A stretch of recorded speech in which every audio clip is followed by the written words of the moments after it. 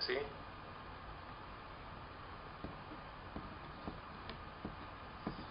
Bien, ya tenemos Luis.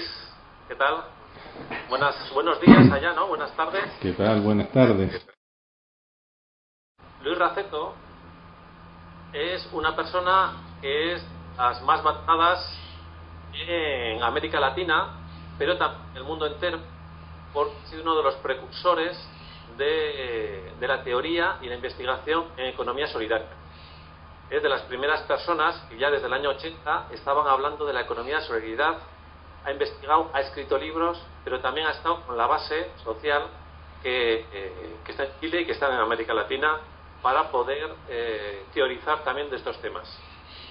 Es decir, que no solo eso, sino que ha terminado también siendo asesor de varios gobiernos en América Latina para poder ir dando pasos en medidas innovadoras, como ayer hablamos con Rubén Tapia sobre Ecuador, o como hemos hablado de otros países, están poniendo bastantes medidas en economía solidaria en América Latina y por eso nos llevan a Europa bastantes años de ventaja.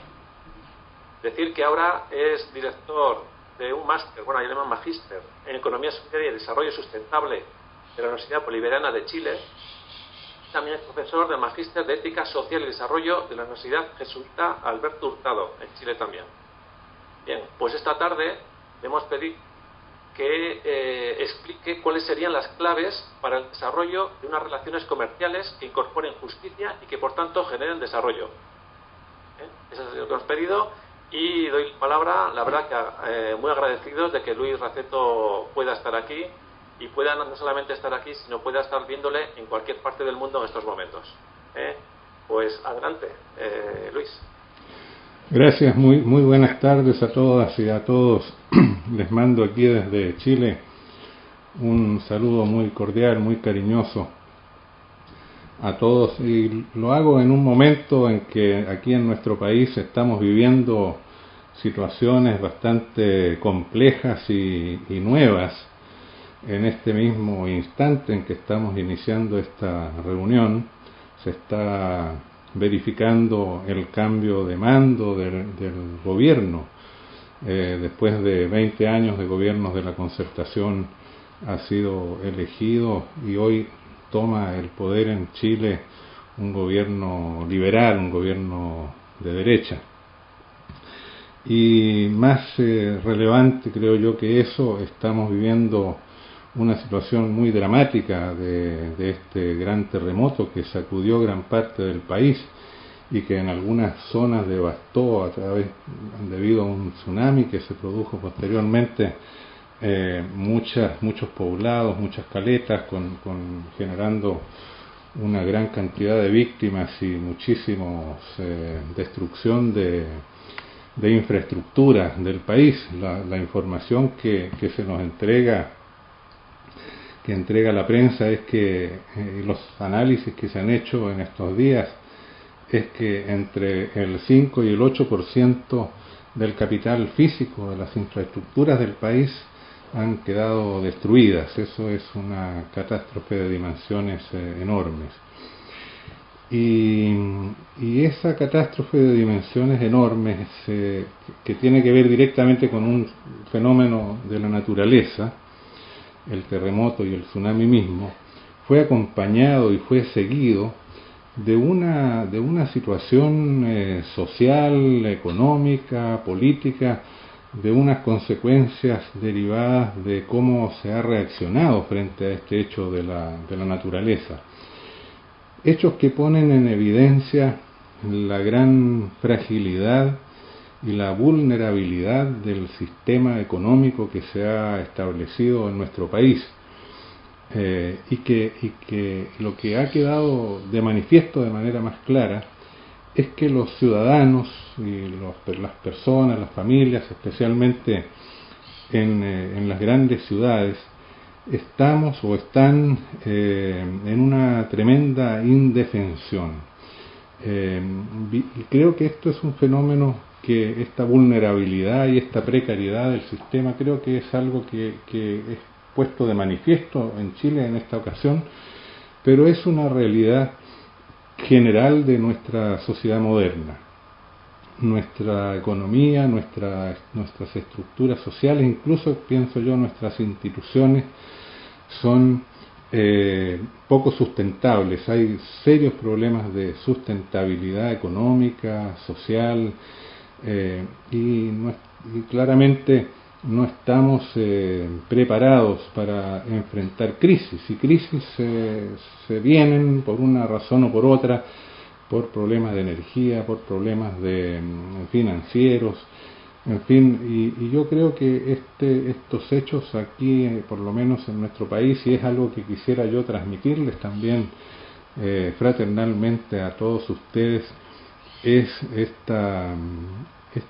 esta conciencia de la fragilidad y de la vulnerabilidad de los sistemas que se supone que nos dan seguridad a las personas, a nuestras vidas, y que sin embargo nos dan una seguridad, pero en un estado de extraordinaria dependencia. Las personas, especialmente en las ciudades, no somos capaces de generarse ingresos por sí mismos, no son capaces de resolver su tema de alimentación ni siquiera por pocos días, no son capaces de generarse unas condiciones de manejo de aguas, de energías, de luz,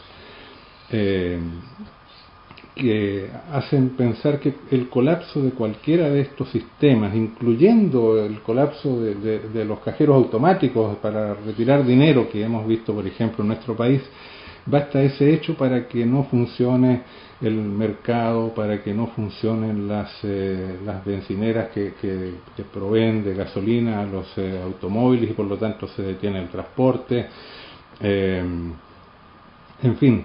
Es un hecho que creo yo que es parte de este desarrollo poco sustentable y vulnerable en que estamos.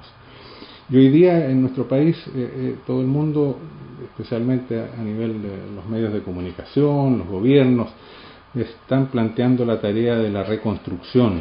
Hay que reconstruir un país destruido o grandes zonas del país destruido, reconstruir las comunicaciones, reconstruir los sistemas de transporte, y lo que nosotros nos planteamos desde la economía solidaria es si lo que hay que hacer es reconstruir para reponer lo mismo que teníamos, o es el caso de reflexionar en profundidad el tema y construir algo distinto, una economía distinta, una economía sustentable, generar procesos de desarrollo más solidarios, porque también en este plano estos mismos hechos que nos ha tocado vivir acá nos ponen de manifiesto que históricamente, a lo largo de 20, 30 años de implantación de un modelo neoliberal extremo, hipercompetitivo, se ha destruido muchísimos vínculos sociales, redes, organizaciones, lo que yo llamo, lo que nosotros en economía solidaria llamamos el factor C, es decir, estas fuerzas o energías de la solidaridad, de la comunidad, que son tan importantes para la vida y para generar procesos, digamos, de desarrollo y economías solidarias y sustentables. Entonces, bueno, en este contexto, este tema que nos hemos planteado, digamos, en esta conversación, yo creo que adquieren una máxima actualidad e importancia. Yo me sentí muy motivado cuando fui invitado a participar en este evento, no solamente, y por cierto que también muy importante, por quienes eran los convocantes, ¿no es cierto?, quienes me invitaban a este encuentro, sino también por las preguntas, por los temas que me pidieron, sobre los cuales me pidieron reflexionar y exponer. El tema de cómo se debe o se puede pensar la distribución justa de los excedentes en la economía, cómo se puede definir o encontrar criterios para lo que pueda ser un precio justo en las operaciones, de las transacciones de mercado, en el comercio, cómo se puede estructurar un comercio justo. Y estas preguntas, que son preguntas económicas esenciales, son preguntas que yo digo que han motivado mi trabajo intelectual, mi búsqueda sobre la economía solidaria, han estado en el centro de mi preocupación. Y sin embargo, son preguntas que han sido muy poco trabajadas y que socialmente, cuando se realizan estos eventos, como que quedan en un segundo plano, puesto que aparecen otros temas, los temas de carácter social, político, los principios generales, las concepciones ideológicas que sustentan el proyecto, la ética, como si fuera lo esencial, y nos despreocupamos un poco de los temas económicos. Y ahora el asunto es que, y es lo interesante de esta formulación que ustedes me han hecho, es que detrás de las preguntas hay unos supuestos que no son tan pacíficos, que no son tan obvios. Por ejemplo, la pregunta sobre la distribución justa de los excedentes y sobre el precio justo en las transacciones comerciales tienen como supuesto que las iniciativas de la economía solidaria, de esta economía alternativa y humana que queremos construir, son generadoras de excedentes, son generadoras de ganancias, de utilidades. Y esto no es tan pacífico porque a lo largo de la historia de las búsquedas de economías alternativas, el criterio y el concepto que ha predominado, incluso entre las distintas organizaciones participantes en este evento y aquí también entre nosotros, la idea de organizaciones sin fines de lucro o sin ánimo de lucro, que implica en definitiva que no estamos orientados a generar beneficios económicos, es decir, excedentes. Ese concepto de sin fines de lucro o sin ánimo de lucro, como usan en el lenguaje ustedes allá en España, es un concepto que ha sido muy central en las búsquedas de economías alternativas, y sin embargo creo yo que es un concepto que ha generado una gran confusión y serios problemas para realmente abocarnos a la comprensión de cómo estructurar una economía que sea no capitalista, que sea realmente una alternativa al sistema que estamos, o por lo menos crear una alternativa para que podamos las personas optar por ella dentro del conjunto de una sociedad económicamente pluralista. Un concepto difícil porque en primer lugar es definir nuestras organizaciones en términos negativos, o sea, no está claro cuál es el objetivo. El objetivo no puede ser no tener lucro. O sea, para no tener lucro basta que nos sentemos a dormir, digamos, por decirlo de alguna manera, y lo cumplimos ese objetivo. No nos define un objetivo claro, una meta. Y por lo tanto tampoco tenemos claridad con respecto a cómo podemos organizar los medios necesarios para cumplir con racionalidad un objetivo económico coherente. Y el concepto tiene consecuencias. Por ejemplo, en las organizaciones cooperativas, durante mucho tiempo, muchas décadas y siglos, incluso hasta de manera muy reciente, la idea de que eran organizaciones sin fines de lucro llevaba a que si se generaban excedentes, ellos deben ser retornados, devueltos a los asociados o a los socios de estas cooperativas. Debían ser devueltos porque en el fondo la generación de excedentes estaba implicando algo que no debía ocurrir, y es que se habría cobrado a los socios en su calidad de clientes de estas unidades económicas precios que generaban excedentes y que por lo tanto eran precios excesivos, y que por lo tanto lo justo era devolver todos los excedentes a prorrata de las operaciones que cada socio o asociado había realizado con la entidad. Esto naturalmente que tiene otras consecuencias además. Tiene consecuencias de que es muy difícil capitalizar, es muy difícil crecer, porque si no se generan excedentes, no hay condiciones, digamos, para hacer inversiones y para abordar, digamos, la expansión de las iniciativas económicas. Ahora, esto se resuelve en la práctica y se ha resuelto a través de normas, no a través de criterios económicamente racionales, sino a través de normas. Se establece, por ejemplo, en muchos movimientos cooperativos por ley en muchos países del mundo, que las cooperativas deben capitalizar un 20% de los excedentes antes de destinar otra parte de ellos a actividades de educación y el resto, solo el resto, devolverlos a los asociados a prorrata de sus operaciones. Esta situación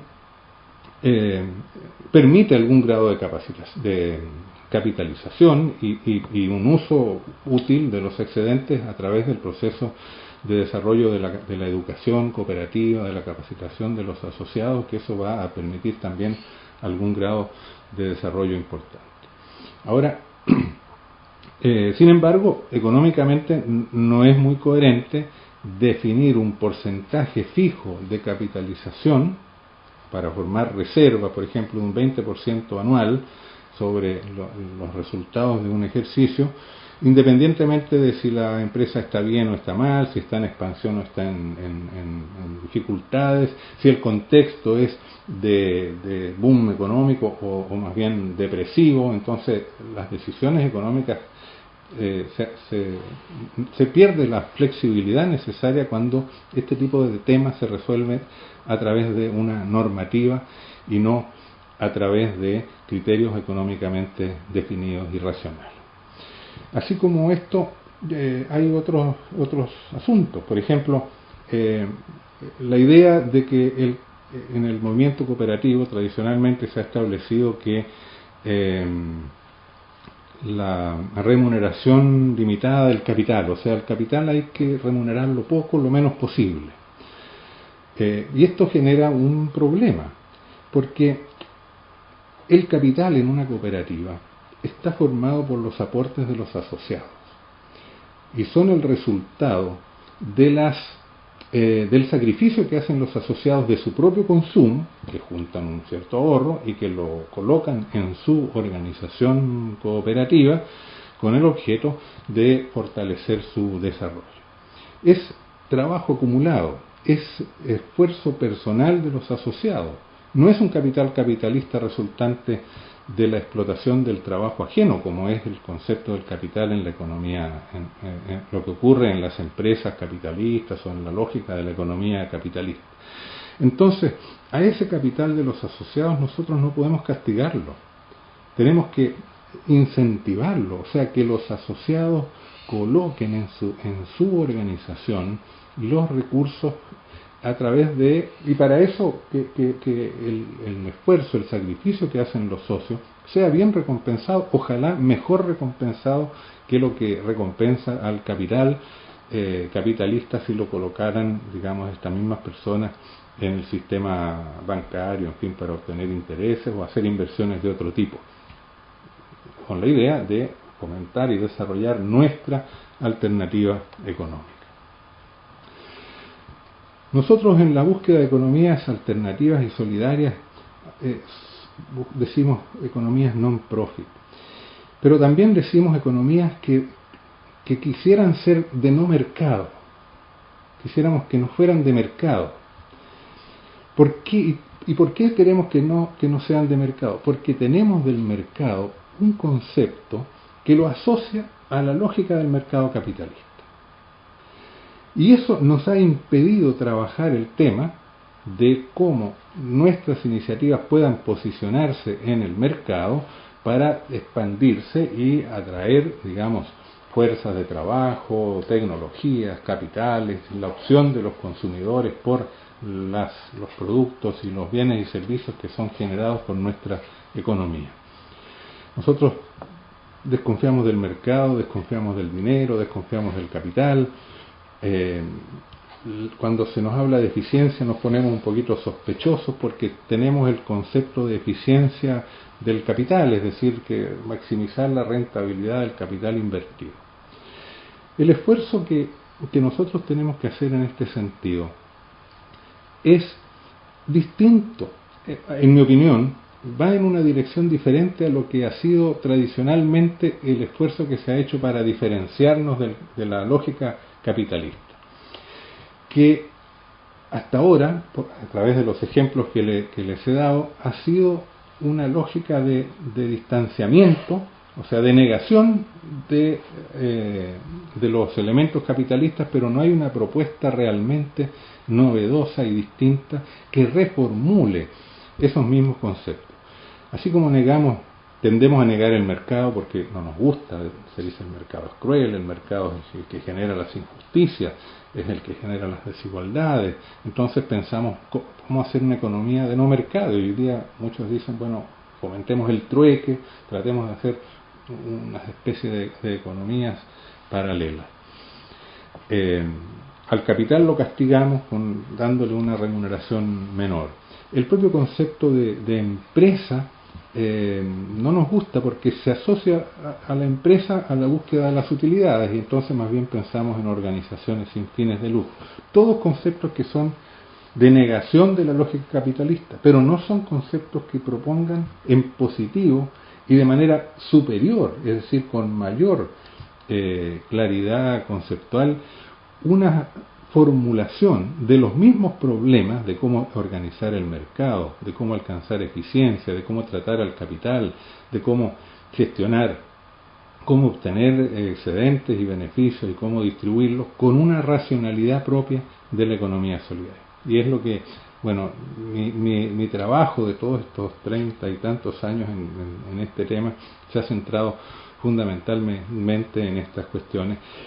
Y requieren, digamos, yo no puedo en esta ocasión hacer una exposición, digamos, acabada de ninguno de estos conceptos. Se requeriría un semestre académico para tratar el tema de los precios, para tratar el tema de la racionalidad de las empresas en la economía solidaria, porque no son más simples, sino tal vez incluso en cierto modo más complejos que los mismos temas tal como se estudian para conocerlo en profundidad, referidos al modo de ser de las empresas y del mercado capitalista. Sin embargo, quiero decir algunas cosas generales con el objeto de contribuir, yo, tal vez no a ustedes mismos, sino a enfatizar la necesidad de cambiar de óptica y de apreciar más ciertas dimensiones de la economía que hemos negado o hemos criticado durante tanto tiempo y con tanto énfasis que nos cuesta valorarla.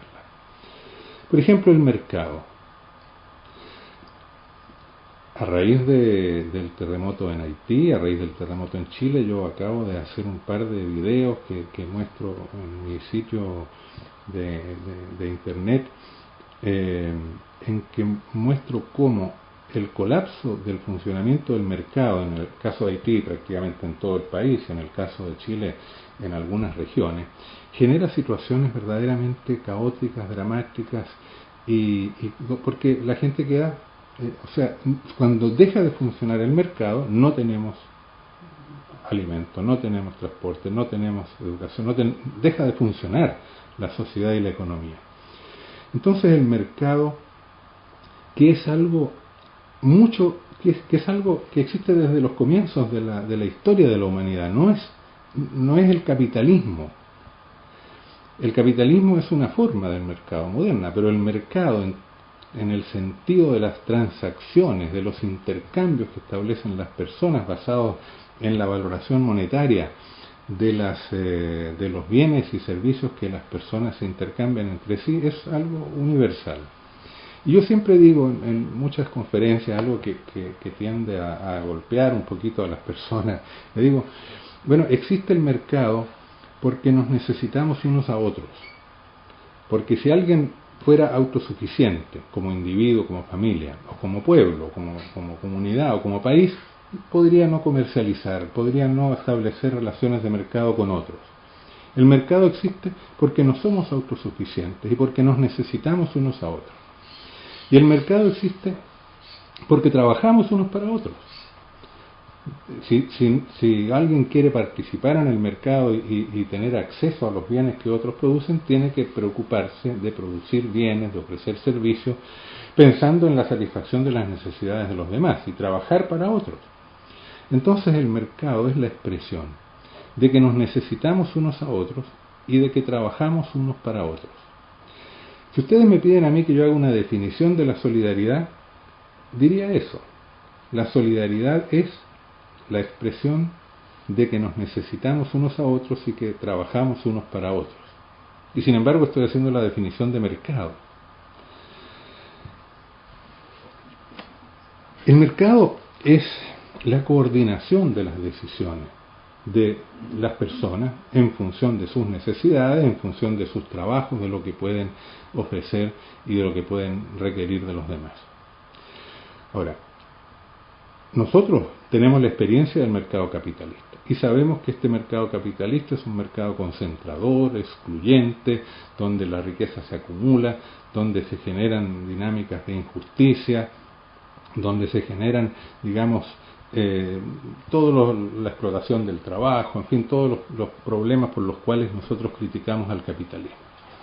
Pero entonces, si es así, el camino o la respuesta a esta situación es que nosotros debemos construir un mercado justo, un mercado solidario, un mercado no capitalista, y no negar la idea del mercado, sino más bien trabajar en formular una propuesta. Yo la he definido en mis textos como la propuesta de un mercado democrático, entendiendo que en definitiva el mercado es una gran coordinación de decisiones y de relaciones sociales, donde todos los sujetos intervienen con lo que tienen, con lo que necesitan, con todos sus elementos de subjetividad, y no está lejos de ser un mecanismo objetivo, y por lo tanto ejerciendo un poder que es lo que va determinando una correlación de fuerza al interior de esa estructura social que es el mercado. Y entonces, de lo que se trata es de democratizar el mercado, porque todas las injusticias que se generan en el mercado son consecuencia de que en el mercado se estructuran poderes concentrados que dominan y que usan del poder para que en cada transacción el que tiene el poder entrega al otro menos de lo que le cobra, de lo que le exige, de lo que espera recibir de él. Entonces, bueno, eso ocurre porque hay una situación de mercados con monopolios, con especuladores, con riquezas acumuladas. Un mercado democrático donde hubiera, de alguna manera, lo que los teóricos del liberalismo formularon con el concepto de mercado de competencia perfecta, podría asemejarse bastante a lo que es un mercado democrático, es decir, atomización de los sujetos económicos, o sea, todos pequeños, nadie tiene poder de influir sobre los precios, plena transparencia, o sea, información disponible para todos, movilidad, de tal manera que las personas no sean dependientes, sino que tengan la posibilidad de generar iniciativas y no solamente esperar ser empleados en condiciones de dependencia, etcétera. Dejo hasta ahí el tema porque obviamente trabajarlo en profundidad, como les decía antes, requeriría un semestre, digamos, de estudio. Y paso a otro tema, el dinero. Desde Marx, ¿no es cierto?, y tal vez en la cultura cristiana desde mucho antes, existe esta especie de idea de que el dinero es algo malo, algo negativo, algo peligroso. Ahora, en realidad, el dinero es uno de los más grandes inventos que la humanidad ha realizado y que ha ido perfeccionando a lo largo de la historia. El dinero resuelve problemas fundamentales de la sociedad. Es como la rueda en el campo, digamos, de la producción y de la tecnología. El dinero facilita los intercambios, puesto que al tener que realizar intercambios como trueque sin dinero, hace que las operaciones de intercambio sean costosísimas, sean engorrosas, sean, digamos, de enorme dificultad de todo tipo. El dinero resuelve además un segundo problema, y es que permite, se constituye como unidad de medida del valor de los bienes económicos. Esto es muy importante, porque si no hay una unidad de medida del valor de los bienes y servicios que se intercambian en el mercado, los intercambios pueden ser muy injustos. El dinero, en la medida en que se estructura, cumple bien la función de ser una unidad de medida del valor de los bienes económicos, permite acceder a aquello que se ha planteado como tema para esta charla, que es pensar en un precio justo, pensar en que realmente los bienes y servicios se intercambien en su valor de manera justa. El dinero resuelve otros problemas, como es también el de permitir que las personas, las sociedades hagan reservas de valor. Cuando no existía el dinero para asegurarse del futuro, había que acopiar los bienes físicos en graneros, digamos, en bodegas, en distintos tipos de lugares, con pérdidas, digamos, asociadas al hecho de que esos bienes estaban ahí movilizados. No podían ser, sufrían pérdidas, mermas, se deterioraban en el tiempo.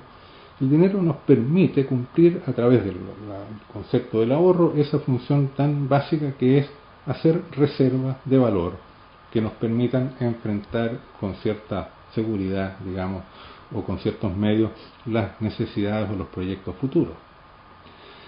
El dinero cumple otra función también muy importante, que permite la organización en el tiempo de las actividades y de las necesidades de cada persona, de cada unidad económica, de cada familia, porque nos permite ahorrar ahora lo que vamos a necesitar después. Y permite también que otros que tienen hoy una necesidad o un proyecto de inversión que realizar puedan utilizar el dinero de los que ahorran, poniéndolo en funcionamiento sobre la base del concepto de un préstamo o de un crédito que obtuvieron. Estos son conceptos que nos deben llevar a repensar estas nociones, porque efectivamente el crédito a interés usurario en muchos casos es criticado y no lo podemos aceptar en nuestra búsqueda de una economía justa y solidaria. Pero el crédito, el préstamo, es una función económica necesaria que resuelve problemas reales, que permite dinamizar la economía, que genera eficiencia. Y mencioné ahora este concepto de eficiencia. Dejo el tema del dinero, que habría que trabajarlo mucho más en profundidad también, para centrarme en este otro concepto, el de la eficiencia. A veces se piensa que en la economía solidaria como que hubiera que sacrificar un poquito de eficiencia para ser más solidario, y como si la eficiencia se lograra a través de la competitividad y la dureza en las relaciones y negando la solidaridad. En verdad, primero creo yo que hay que decir que la eficiencia es un concepto, un valor económico fundamental, de la más alta importancia en la economía. Porque si nosotros no somos eficientes, estamos creando pobreza. Porque significa que se generan menos, se satisfacen menos y de peor manera las necesidades abundantes y crecientes de las personas. Y significa, si somos ineficientes, que estamos despilfarrando recursos que son escasos, recursos que no siempre son renovables, recursos que siempre tienen un costo.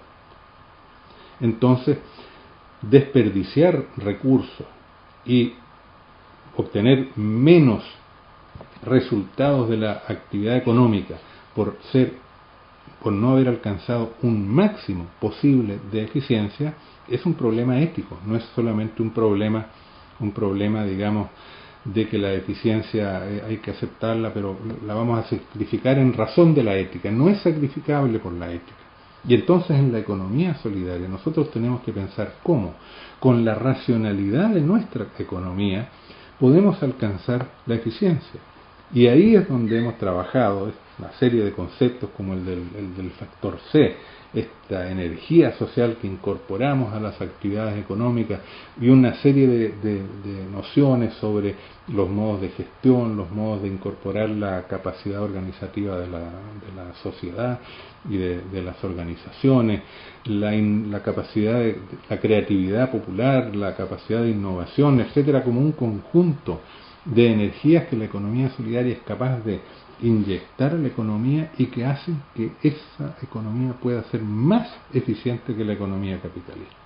Y si no fuera más eficiente de la economía capitalista, por ejemplo, tendríamos serias dificultades para justificar moralmente nuestro proyecto. Y además tendríamos dificultades para captar recursos. O sea, las personas, por ejemplo, un ingeniero, un técnico, alguien que tiene conocimiento y que quiere utilizar sus conocimientos en beneficio de la sociedad, va a optar por utilizar esos conocimientos en distintos tipos de empresas que se le ofrezcan, probablemente. Y va a optar por la economía solidaria, tiene que optar no solamente en términos de los valores que ésta le garantiza y le ofrece, humanos, sino también porque esa economía le va a permitir que sus conocimientos rindan al máximo, se potencien, generen mayor productividad, etc. Y el concepto finalmente dejo hasta ahí el concepto de eficiencia, que es todo un tema que hay que naturalmente trabajar, reflexionar, es mucho más complejo porque tiene que ver con cuáles son los objetivos, con cuál es el modo como se generan los costos, qué es lo que se sacrifica en el proceso productivo, que normalmente en la economía capitalista no se tiene en cuenta. Se está sacrificando energías humanas, se está sacrificando felicidad humana, se está explotando al trabajador, se están despilfarrando recursos naturales, en fin. Y también los beneficios no son solamente ganar plata, sino los beneficios en términos de satisfacción de necesidad.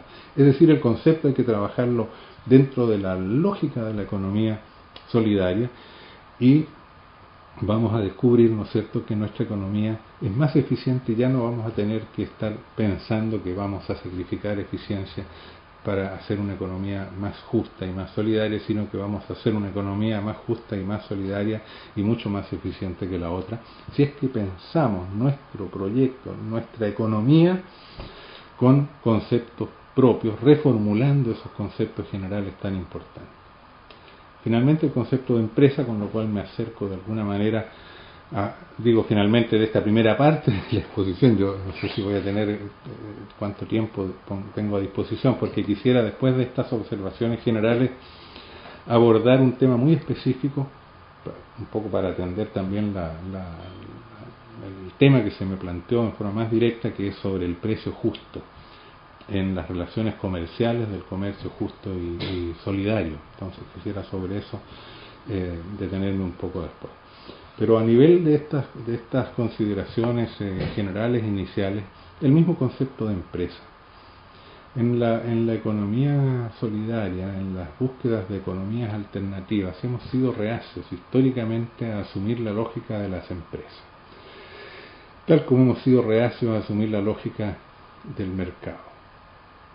Pero la empresa, y hemos sido reacios porque partimos de un concepto de empresa como una inversión de capital que busca maximizar la rentabilidad del capital invertido. Pero eso es una empresa capitalista, y eso no queremos hacer nosotros, naturalmente. Pero eso no significa que nosotros no queramos hacer empresas, es decir, queramos organizar un conjunto de factores productivos, fuerza de trabajo, medios materiales de producción, recursos financieros, tecnologías, capacidades de gestión, factor C, agregamos nosotros, es decir, esta energía de solidaridad, con el objeto de crear valor, con el objeto de producir bienes y servicios que generen beneficios y que impliquen creación de valor económico. Creación de valor económico como objetivo económico de la economía solidaria y de las empresas de la economía solidaria. Pero aquí entonces el concepto de valor nuevamente tenemos que reformularlo, porque no es valor en el sentido exclusivamente expresado en incremento de capital o expresado en términos de que lo que se invirtió en términos monetarios ahora tiene un plus. Hay que reformular el concepto de valor en la economía. Yo he trabajado muchísimo este concepto porque el valor tiene muchas dimensiones en la economía. Creo que Marx atisbó un poquito en esa distinción entre valor de cambio y valor de uso, que el valor no podía reducirse al valor monetario. Pero el tema es mucho más amplio. Si nosotros miramos cualquier producto económico, por ejemplo esta mesa que yo tengo aquí, en la cual estoy apoyado y que nos sirve para trabajar. Bueno, aquí se condensa en este producto una serie de formas diferentes del valor. Y se ha creado y acumulado valor en esta mesa. Hay un valor, llamémoslo así, tecnología, incorporado a la mesa, que está en el diseño, en la resistencia de materiales, en las formas que tiene, en los aspectos tecnológicos que hacen que esta mesa sea un objeto donde lo que materialmente, lo que en términos cognitivos, pues estoy hablando de tecnología, estaba antes de la creación de la mesa, hoy día aquí se ha acrecentado. Hay un valor material. Los materiales con que está hecho esta mesa, madera, en fin, pinturas, tornillos, fierros, los diferentes componentes, aquí se encuentran organizados y ha habido un incremento del valor físico, material en este producto si lo comparamos con lo que eran físicamente todos los componentes del mismo. Hay también creación de valor financiero, cuando, por ejemplo, esta mesa vale más en términos de mercado que la venta por separado de todos los materiales que se emplearon en su producción. Hay una incorporación de factor C al valor de esta mesa, que puede asociarse al beneficio social que se ha creado a través de una mesa que presta un servicio a la comunidad y a las personas. También dejamos hasta aquí este tema, porque trabajar la cuestión del valor desde la óptica de la economía solidaria y más ampliamente de lo que yo he formulado como la que llamo la teoría económica comprensiva requeriría capítulos enteros o lecciones enteras, digamos, dentro de un curso. A lo que estoy apuntando es a indicar esta necesidad de repensar entera la economía si queremos hacer una economía verdaderamente humana, solidaria, justa. Los conceptos con que se ha construido la economía alternativa, el cooperativismo, la autogestión, el mutualismo y muchas de las experiencias más recientes de economías ecológicas, carecen de mucha fuerza o pierden mucha potencialidad porque carecen de nociones económicas suficientes que las sostengan basadas en su propia racionalidad. Se requiere una reformulación completa de la economía. Completa, porque lo que conocemos como ciencia económica es la formulación de la economía desde la óptica de la economía capitalista. Y también, bueno, en parte, en alguna sección de la economía, de lo que es la economía pública, la economía estatal, en términos de lo que es economía de bienestar o de lo que es economía de planificación centralizada. Pero la economía solidaria requiere su propia formulación. Y una gran debilidad que han tenido hasta ahora nuestros proyectos está en esto, en que hemos carecido, en que no hemos aprendido, no hemos estudiado en profundidad los fundamentos conceptuales, teóricos, que implican reformular todos los conceptos de la economía, el concepto de valor, el concepto de dinero, el concepto de mercado, el concepto de empresa, el concepto de eficiencia, por mencionar solamente aquellos más importantes. Y el concepto de precio, que si estoy todavía en tiempo, voy a tratar de abordar como unas consideraciones más específicas que puedan servir, digamos, no solamente en términos de esta visión más genérica que he tratado de abordar hasta ahora. Y como tengo, me imagino, con seguridad un tiempo muy limitado, voy a tratar de leer un texto que preparé sobre esto y que me permite concentrar, digamos, la exposición. Te queríamos decir que tienes entre 10-15 minutos, pero siempre y cuando tenemos hasta las 6:30 para luego espacio de preguntas. Correcto. Dejar más o menos espacio para preguntas, porque la verdad que vemos que es muy interesante lo que estás diciendo. De acuerdo. Voy a centrarme entonces en una consideración muy específica sobre el tema de los precios, porque en lo que es la práctica de las experiencias del comercio justo y solidario, que es parte de la economía solidaria, y donde el tema ha sido trabajado, digamos, de maneras más bien empíricas, y donde hay bastante debate y discusión sobre cómo abordar cuánto es lo que realmente corresponde que sea asumido por el consumidor, cuánto corresponde que sea asumido por el productor. Al respecto, según el enfoque teórico que yo manejo de la teoría económica comprensiva, hay que asumir que los precios no son algo inherente al producto, o sea, el precio no es algo que sea interno, inherente al producto mismo, ni tampoco es algo que pueda ser modificado por voluntad de un sujeto que los fije, aunque tendemos a pensar, ¿no es cierto?, esto, que nosotros como en el mercado estamos acostumbrados a ponernos ante los precios como ante realidades que nos son presentadas o bien objetivas, como resultado objetivo del que está ahí, el producto vale tanto, o bien impuesto por algún agente económico que los fije. Los precios se forman en una relación entre sujetos, entre el vendedor y el productor, y el comprador, entre el productor y el consumidor. De modo que el precio de un producto queda establecido en el momento en que ambos sujetos participantes de una relación de intercambio llegan a un acuerdo y toman simultáneamente las decisiones de comprar y de vender en un precio que ambos aceptan. Si alguien quiere vender un producto a un precio mayor y el otro no está dispuesto a comprar, el intercambio no se verifica.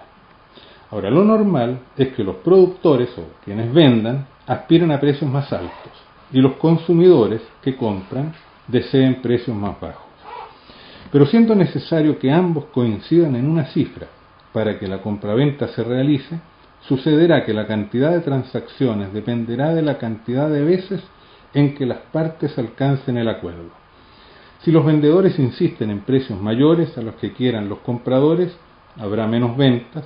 Al contrario, las ventas aumentarán cuando los productores estén dispuestos a aceptar precios menores.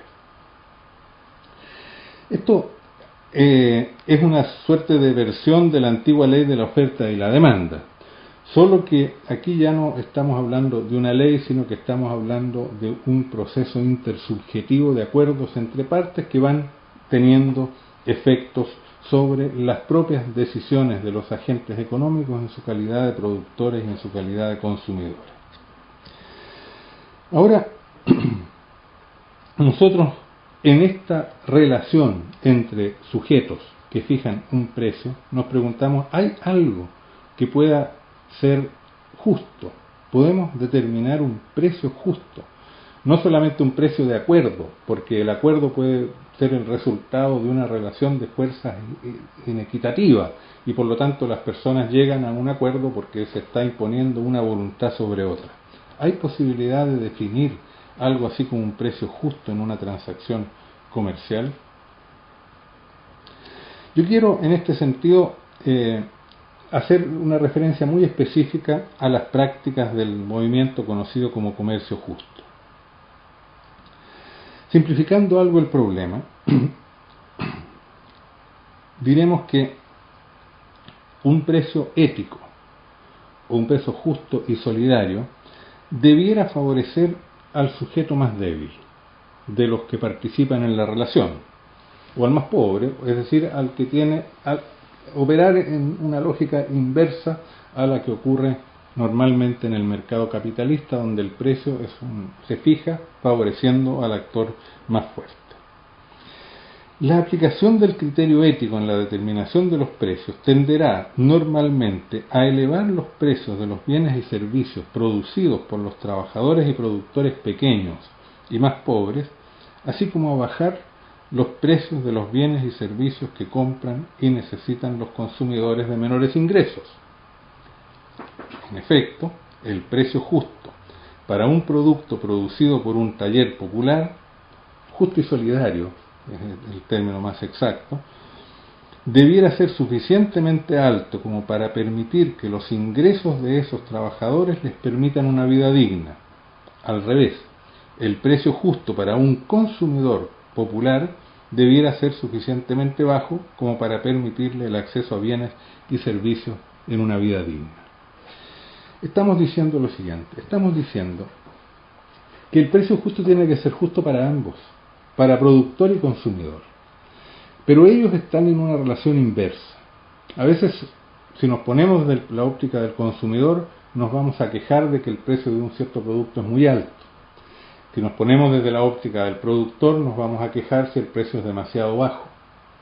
Entonces, desde la óptica de lo que es el esfuerzo de la economía del comercio justo por establecer un mercado más democrático, un mercado más solidario, el objetivo debiera ser que el precio se fije de tal manera que, independientemente de cuál sea la posición del consumidor o del productor, el precio favorezca al actor más débil de esta relación. Pero esto plantea lo siguiente.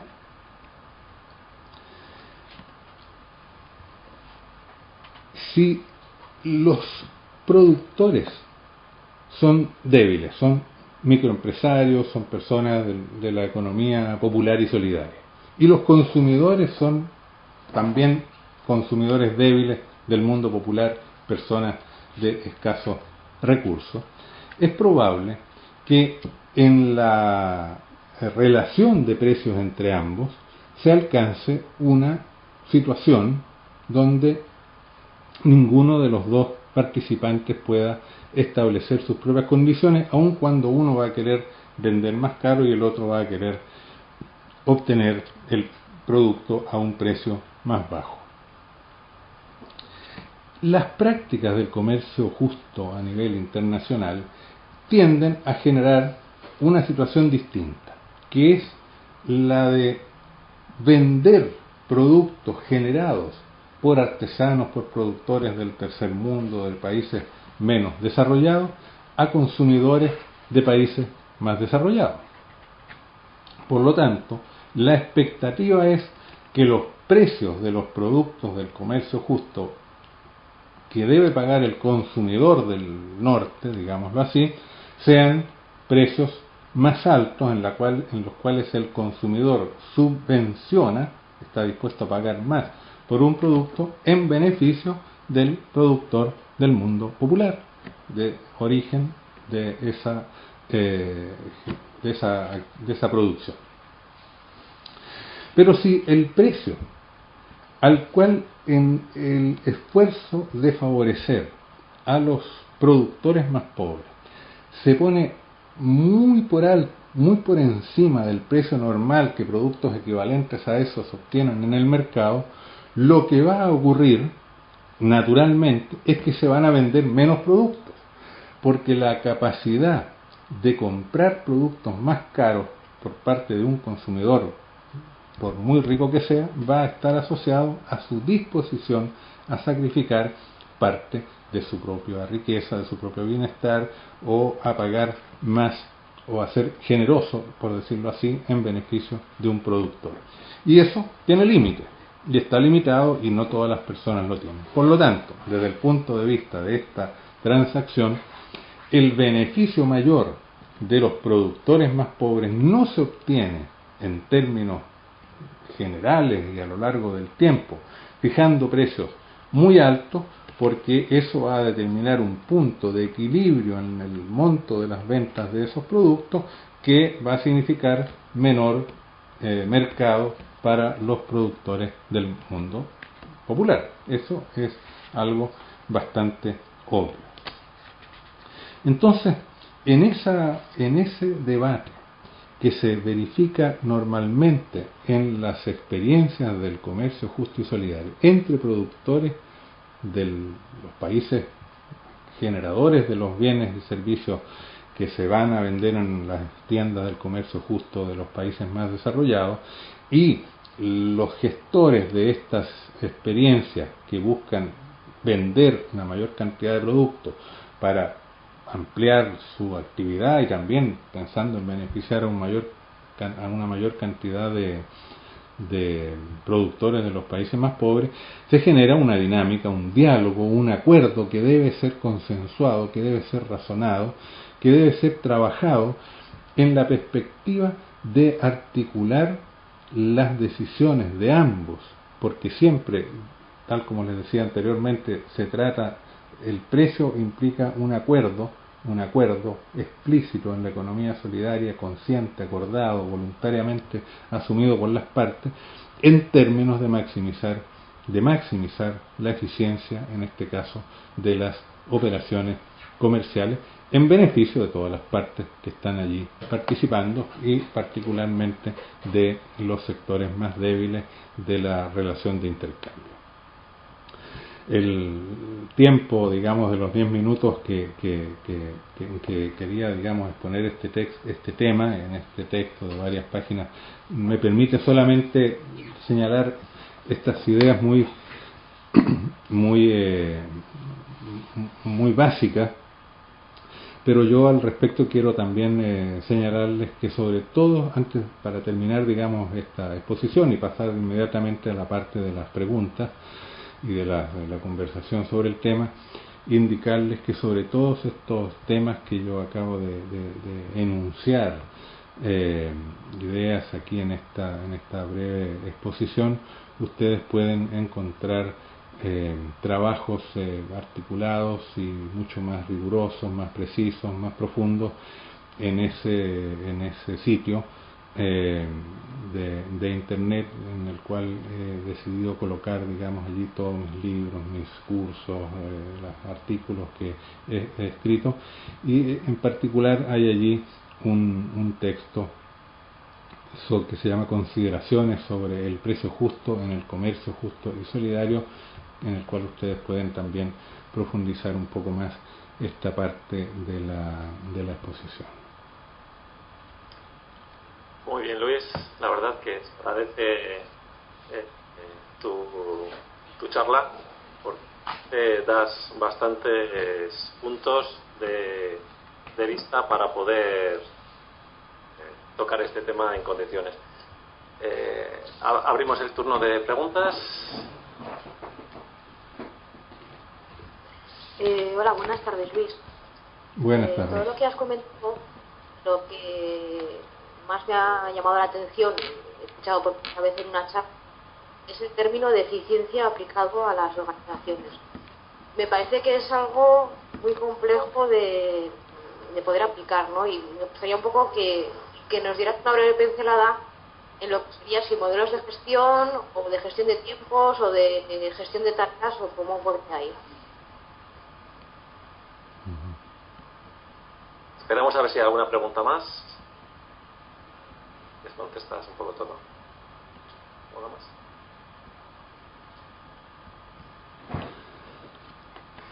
Yo quería preguntarte, has hablado de la economía solidaria, de la economía popular y solidaria en Latinoamérica.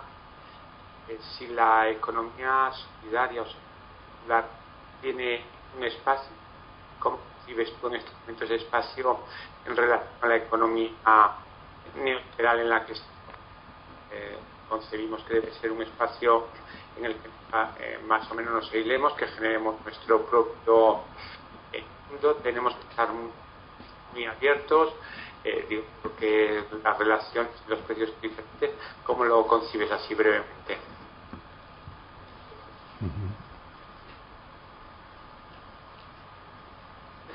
Yo te iba a hacer también otra, que has comentado algo sobre el factor C, y sí que yo creo que es muy interesante profundizar en ese tema, aunque sea por lo menos dar una pincelada de qué significa eso. ¿Alguna más? Bueno, de momento contestas las tres y luego seguimos ya. De acuerdo, son tres preguntas muy interesantes. Con respecto al concepto y a la búsqueda de la eficiencia, yo señalaba la necesidad de reformular el concepto, y eso es previo a definir, digamos, las maneras de alcanzarla, ¿no?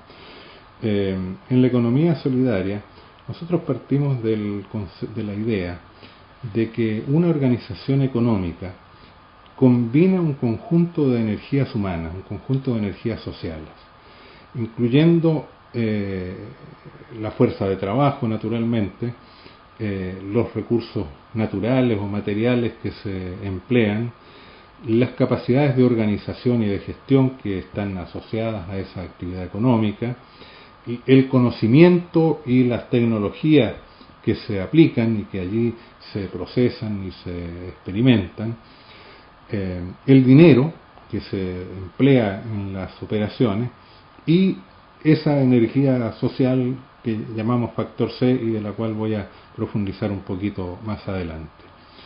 Nosotros partimos de la base de que todos esos 6 factores productivos que se combinan en la empresa son todos factores que tienen una dimensión subjetiva y que el valor de esos factores y que la productividad de esos factores depende de los sujetos que son los que los aportan. La fuerza de trabajo es muy claro, pero también los medios materiales tienen una inversión humana incorporada en ella y hay un sujeto que es el que los posee, que los aporta.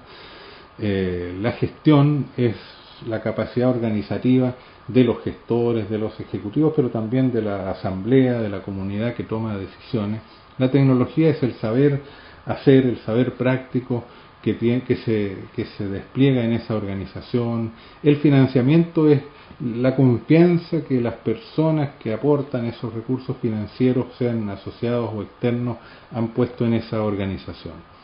Entonces, todos esos sujetos están aportando a la generación de riqueza, a la creación de valor, con una productividad determinada. La productividad global de la organización es el resultado del sacrificio que un conjunto de sujetos aportadores de diferentes factores han hecho al invertir, al colocar esos factores en esa unidad económica. Y el resultado, el producto que se genera en esa actividad económica es, de alguna manera, resume todo aquel valor, todo aquel sacrificio puesto por esos sujetos y que queda de alguna manera objetivado en el producto, que de esa manera tiene más valor, tiene un valor agregado con respecto a lo que han aportado las personas. La diferencia, por decirlo así, para usar un término un poco simplista de la economía, entre el valor del resultado y el valor de la suma de los sacrificios, el resultado es, la diferencia entre el valor del resultado y el valor y el costo, o sea, los sacrificios humanos implicados en la producción de ese valor, nosotros lo podemos considerar que es la utilidad, que es el excedente. La diferencia entre el resultado, que implica beneficios que van a revertirse sobre los mismos sujetos aportadores de su sacrificio, y los costos o sacrificios implicados por todas esas personas, es lo que nos determina a nosotros el nivel de eficiencia de la unidad económica. Estamos lejos, por lo tanto, del concepto de eficiencia medido exclusivamente en términos de capital, de la lógica de una empresa capitalista. Estamos lejos de la lógica que dice que una empresa es más eficiente si le paga menos a los trabajadores o si obtiene beneficios mayores explotando tales o cuales recursos de manera intensiva o extrayendo riqueza de algunos de los factores productivos que allí están generados. Entonces, el concepto de eficiencia es un concepto que se nos presenta en esta dimensión que podríamos llamar objetivo-subjetiva, que es esta dimensión humana y que se asocia al sacrificio. No digo costo, porque costo nos hace pensar solamente en el factor financiero, al sacrificio, al esfuerzo implicado por el aporte de todos los que participaron en la creación del valor y el beneficio que el resultado de esa actividad conjunta de esos diferentes sujetos aportadores de factores han obtenido. Esa es la diferencia, esa es la eficiencia, cuánto es lo que se logra en términos de un valor que se ha agregado en ese proceso, entendido en estos términos de diferencia entre beneficios humanamente concebidos y sacrificios humanamente concebidos. Ese concepto general nos permite entender, digamos, que aquí la eficiencia se obtiene de muchas maneras. Naturalmente que supone obtener una máxima productividad, es decir, capacidad de articulación y de generación de trabajo y de trabajo adecuado, conducente, con un mínimo de pérdida por parte de todos esos sujetos en un periodo de tiempo determinado. El tiempo es el que menciona la persona que hizo la pregunta, en ese sentido es también fundamental en esta ecuación que se debe formular. Y entonces ir más allá, digamos, en esto obliga a una cuestión técnica mucho más compleja, porque hay que entrar a ver cómo se puede medir, cómo se puede cuantificar los costos, los sacrificios, los esfuerzos involucrados en la operación y al mismo tiempo los beneficios generados para todos ellos. Pero eso de alguna manera precisa la idea básica de este concepto de eficiencia con que queremos trabajar en la teoría económica de la economía solidaria. Con respecto a la segunda pregunta, los espacios de la economía popular y solidaria en la economía global y en el mercado en general, yo, contrariamente a lo que muchos afirman y que se discute mucho en eventos, digamos, en encuentros de economía solidaria, yo no creo que la economía solidaria y la economía popular enfrente grandes obstáculos y grandes enemigos en la sociedad actual. Se dice que carece, digamos, que es perjudicada por el mercado, que los bancos no le otorgan crédito, que los estados muchas veces la desvalorizan y no la aprecian. Yo creo que los espacios de la economía solidaria son los que esta misma es capaz de abrirse y posicionarse en función de sus capacidades propias de generar resultados adecuados. Las personas y las sociedades optan libremente en una sociedad moderna cuando un trabajador tiene que ocupar su fuerza de trabajo en condiciones normales, no en condiciones de gran paro, digamos, como existe actualmente, donde el trabajador desocupado está dispuesto a trabajar en cualquier parte donde pueda obtener un ingreso, pero cuando tienen opciones de trabajar en una u otra sector de la economía, si en el Estado, en el sector de la economía capitalista privado, en el sector de la economía solidaria, lo hace en gran medida en función de sus valores, de sus ideas, pero también en función de lo que espera obtener de ella, de su actividad. Si la economía solidaria es poco eficiente y no logra ofrecerle buenas condiciones y buenas remuneraciones a los trabajadores, no va a captar a los mejores trabajadores. Lo mismo creo yo que pasa con las tecnologías. Las tecnologías están ahí disponibles y pueden ser desarrolladas. Y la economía solidaria va a abrirse espacios en el ámbito tecnológico en la medida en que sea capaz de mejorar sus procesos de aprendizaje, de acceder, digamos, en forma creativa, innovadora, a los procesos tecnológicos en curso. Las capacidades de gestión, que son también escasas, que son también muy importantes, pueden ser, están ahí disponibles en la sociedad. Yo creo que los consumidores están abiertos a comprar bienes y servicios a quien les ofrezca buenos productos, buenos servicios en las mejores condiciones posibles. Yo creo en una economía solidaria sin privilegios. O sea, muchos piensan que el Estado debe crear muchas leyes para fomentarla, para favorecerla. Yo creo que esto la debilita. La experiencia del movimiento cooperativo en este sentido a lo largo de la historia es bastante explícita, es bastante clara, que muchos movimientos cooperativos que han crecido al alero de políticas públicas, que la han apoyado, que la han promovido, al final terminan dependientes de esos apoyos, de esas promociones, de esas exenciones tributarias, y por lo tanto no son suficientemente fuertes, consistentes en sí mismos. Yo creo que nosotros en la economía solidaria tenemos que pensar en nuestro desarrollo y en los espacios y en abrirnos espacios en forma progresiva. Y creo que esto hoy día es más fácil por una razón, y es que la economía capitalista está viviendo una crisis muy grande.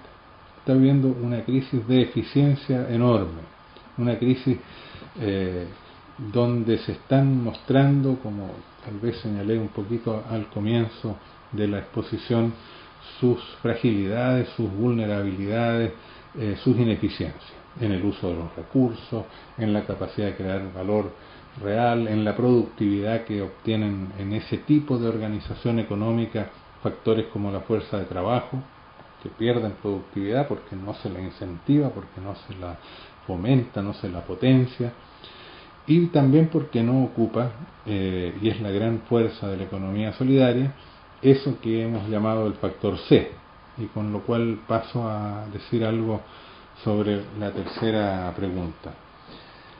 Nosotros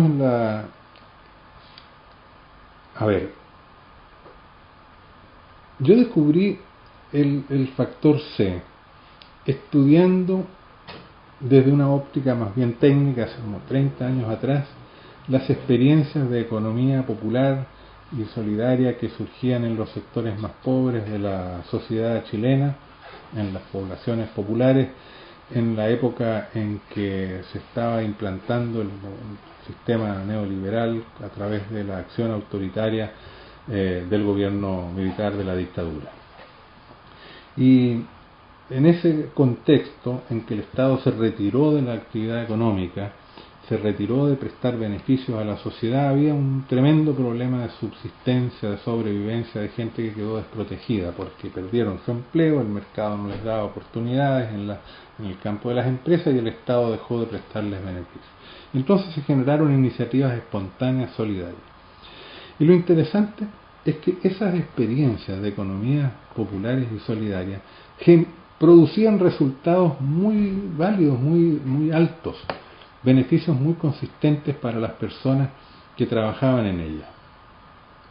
Se generaban, se lograba, digámoslo así, resolver de manera bastante adecuada las necesidades básicas de los participantes que allí estaban, con ingresos en términos muchas veces físicos, digamos, de los propios productos que eran autoconsumidos, o en términos monetarios que permitían mantener un nivel de vida que no era inferior al que esas personas obtenían cuando estaban en condiciones de dependencia como empleados, como obreros.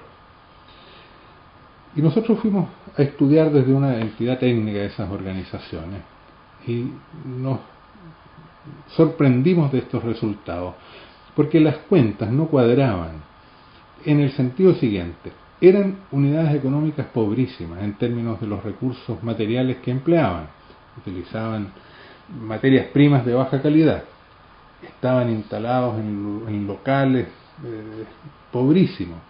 Las capacidades de gestión que tenían estas personas eran bajas porque tenían pocas experiencias de gestión de iniciativas económicas. Las tecnologías que se usaban era el saber espontáneo, fragmentario que tenían las personas que participaban en esas organizaciones.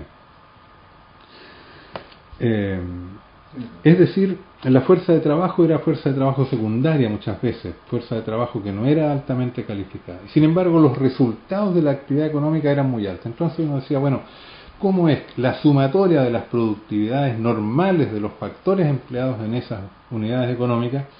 Era no el resultado era más alto de lo que se podía esperar, por la sumatoria de las productividades esperadas de esos mismos factores operando en empresas normales capitalistas, en la economía en general tal como estaba funcionando.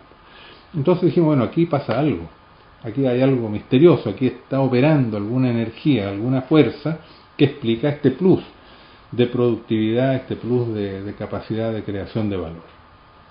Y entonces, estudiando esas experiencias, descubrimos que ese plus, que esa energía operante allí, era una enorme energía humana, social, de unión, de colaboración de las personas, de espíritu, de solidaridad que estaba allí involucrada. Y como era productiva, y tratábamos de entender la lógica de esa energía y de esas operaciones, la llamamos factor C, porque era un factor productivo, y como en economía los factores se acostumbra a identificarlos con una letra, le atribuimos la letra C, porque con la letra C empiezan muchas palabras que expresaban esa energía: comunidad, colaboración, compañerismo, comunión, comunicación, y en general todas ellas, ¿no es cierto?, está este prefijo co, que significa juntos, ¿no es cierto?, lo que se hace juntos, da lugar, ¿no es cierto?, a todas esas palabras que empiezan con la letra C. Y lo que había allí era la unión. Entonces identificamos el factor C como la energía social que surge de la unión de conciencias, de voluntades y de emociones tras un objetivo compartido. Esa fue la definición con que formulamos el concepto. Factor C es la energía que surge de la unión de conciencias, voluntades y emociones que se unifican tras un objetivo común y compartido. Esa energía social se expresa en todo orden de actividad humana, y es la expresión de ese antiguo refrán que dice: la unión hace la fuerza, ¿cierto? Es una enorme fuerza. La unión es generadora de energía humana, social, práctica, en cualquier orden de actividad humana. Una familia unida es una familia en que los hijos de esa familia obtienen mejores calificaciones en el colegio, progresan mejor, los padres se insertan mejor laboralmente, expanden, digamos, y tienen buenas relaciones con su vecindario. Un equipo deportivo, un equipo de fútbol, donde hay unión entre todos los jugadores y donde hay unión con los técnicos y con los hinchas de ese club, mete más goles y gana más partidos que un equipo en el cual cada jugador quiere destacarse por sí mismo y hay desunión entre los distintos estamentos de ese club. En las guerras la historia está llena de ejemplos de ejércitos muy unidos que son capaces de vencer a otros más poderosos, mejor armados, más numerosos, pero que están más disgregados.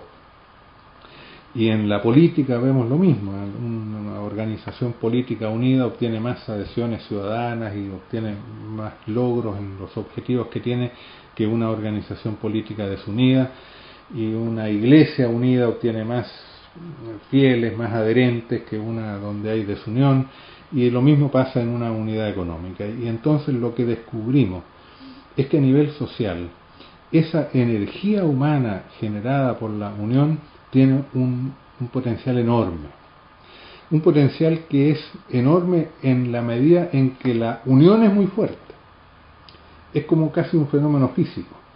Nosotros sabemos que los elementos que componen un átomo están muy unidos y por lo tanto contienen una energía que es capaz de, si se puede, digamos, emplear en términos físicos a través de una explosión atómica, genera una energía enorme.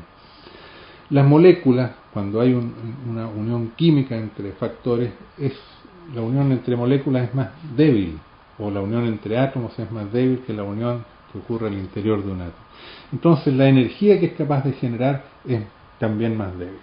Lo que quiero decir es lo siguiente: esa energía social puede ser de altísima productividad en la medida en que la unión sea realmente muy alta. en torno a un objetivo consciente, común, donde hay unión de voluntades, de conciencia y de emociones. Nosotros vemos en la historia que las grandes civilizaciones han surgido de pequeños grupos humanos, pero altamente cohesionados. La cohesión de los primeros cristianos permitió, digamos, expandirse en una entera civilización, y todavía hoy día, aunque con energía de unión mucho menor, pero todavía permanece activa. Lo mismo el islamismo, ¿no es cierto?, crea una entera civilización y se expande porque había a la base de ese proyecto un pequeño grupo de personas cuyo nivel de cohesión, de convicción, de unión de conciencias, de voluntades y de emociones tras su propia concepción, tras su propia fe, era muy alta. Y lo mismo podemos hablar de las grandes revoluciones en la época moderna, de la Revolución Francesa, las revoluciones marxistas, la revolución bolchevique en Rusia o la revolución cubana. Detrás de estos grandes cambios históricos están muchas veces pequeños grupos, pero donde la fuerza viene de esa unión. La economía solidaria es una economía que se fundamenta en la unión de conciencias, voluntades y emociones tras objetivos compartidos. Y eso es lo que le da sus mayores potencialidades y su capacidad de ser mucho más eficiente que otras economías. Pero naturalmente es economía efectivamente solidaria en la medida en que ese factor sea real, que no sea puramente formal, que no sea solamente declaratorio, que no solamente esté formulado en los estatutos, sino que realmente los integrantes de una entidad, de una empresa, de una organización de la economía solidaria, realmente estén con una fuerte cohesión de conciencias, voluntades y emociones tras el proyecto que los mantiene unidos y que quieren realizar. Ese es básicamente el concepto del factor C, que es de la esencia y creo yo, la mayor novedad teórica y práctica de la economía solidaria. Vamos a ver, hemos acabado el tiempo, pero no seríamos justos si no intentamos responder también a una pregunta del público de Internet, concretamente de una persona de Japón que hace una pregunta sobre que se capaz de desarrollar monedas sociales como en el Banco Palma de Brasil. Me parece una pregunta muy interesante. También hemos trabajado mucho el tema precisamente porque pensamos la economía solidaria como una economía completa. Completa no en el sentido de que sea una economía que abarque toda la sociedad y todos los procesos productivos y que todo deba ser economía solidaria. Nosotros pensamos, por el contrario, que hay espacios importantísimos que debe cumplir el Estado, la economía pública, y que también hay espacios para las iniciativas individuales de economías privadas, digamos, no necesariamente solidarias. Pero la economía solidaria como un sector de la economía quiere ser completa, es decir, quiere abarcar producción, distribución, consumo, acumulación, y puede generar también su propio sistema financiero. La economía solidaria tiene capacidad de crear dinero. Hoy día no es tan simple porque en la creación de dinero hay un monopolio, que es el monopolio del Estado en la creación de dinero, y aunque también se ha ampliado enormemente en los últimos años con la difusión del neoliberalismo, la creación de dinero por parte de los bancos, incluso de las entidades comerciales, los supermercados a través de las tarjetas de crédito, etcétera. La economía solidaria tiene potencialidades de creación de dinero propio que sean parte de la dinamización de su propio mercado, y creo yo que hay que entenderlo así, es decir, creación de dinero por la economía solidaria, capaz de fomentar el mercado a niveles locales o a niveles comunitarios en los cuales esa moneda funciona, y también capaz de generar inversiones propias de la economía solidaria. En ese sentido yo me distancio de la idea que asocia a las monedas alternativas o locales con el trueque, porque el trueque es una forma de economía sin dinero que tiene todos los problemas que les señalé al comienzo en algún momento cuando explicaba la importancia de la función del dinero. El tema lo hemos trabajado. Yo a los amigos que hacen esa consulta sobre el dinero también tengo que invitarlos siempre al sitio y que busquen y encuentren allí. Incluso hay 2 o 3 videos que hemos expuesto en una secuencia de 3 videos, una concepción sobre los dineros locales a raíz de unas preguntas de un grupo de ingenieros que querían promover en Chile una propuesta de generación de dineros alternativos. Entonces abordé ese tema en 3 exposiciones ahí de alrededor de media hora, 40 minutos cada una, y creo que hay una visión integral bastante acabada del tema, incluyendo elementos de propuestas, porque yo he estudiado las distintas formas en que se han creado monedas locales, monedas solidarias, monedas alternativas, y algunas funcionan bien y otras funcionan menos bien y otras simplemente han fracasado, y depende el éxito de ellas de que se sustenten en una adecuada racionalidad económica y en una coherencia con la economía solidaria. Entonces, ese tema también tengo que invitarlos a los que están interesados en él a profundizarlo en primera instancia en esas 3 videos y después también en los textos escritos. Pues aquí acabaríamos. Lo único resaltar, yo creo que 4 temas que has profundizado, dado bastante valor, justo en el día de hoy, que es el tema de los conceptos, que tenemos que tenerlos claros, que es empresa, que es eficiencia, que es torce, etcétera. Has comentado también sobre el tema del precio justo, que realmente es dentro de la economía solidaria. Nos has dicho que de alguna forma tenemos que avanzar en una cultura distinta a la convencional para poder avanzar en el tema de la economía solidaria, y también nos has dicho que depende de nuestra capacidad propia para poder realmente avanzar en esto de la economía solidaria. La verdad que se te agradece todas estas aportaciones. Va a estar todo este vídeo puesto en internet, y realmente hace falta que tengas bastante ancho de banda, porque seguramente que a partir de ahora va a entrar mucha más gente a tu sitio web. ¿Sí?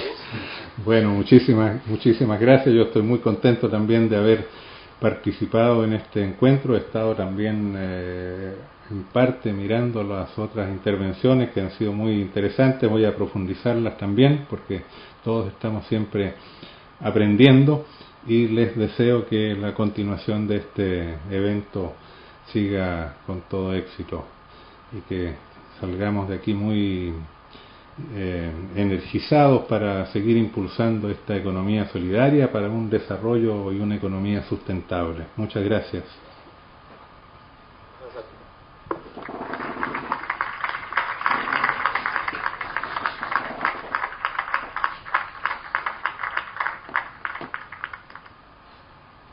Seguimos, Luis. Sí. La otra.